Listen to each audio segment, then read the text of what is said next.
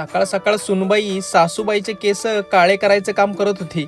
इकडे 4 जूनच्या अगोदर कोणते कोणते शेअर घ्यायचे याचे व्हिडिओ लेख पाहत बसली होती. मी आपला हार घेऊन आलो आणि गंध वगैरे लावून छान देवपूजा केली.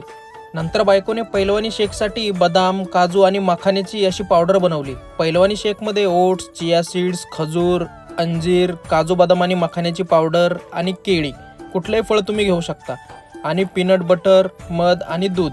आणि मित्रांनो, आता हे सर्व मिक्स करून घेतलं की आपला मस्त पैलवानी शेक तयार होतो.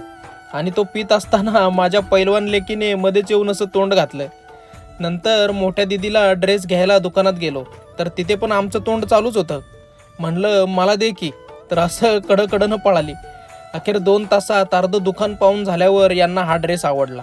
मित्रांनो, आता थोड्या दिवसानंतर आजीच्या हातची भाकरी मला खायला मिळणार नाही बरं का.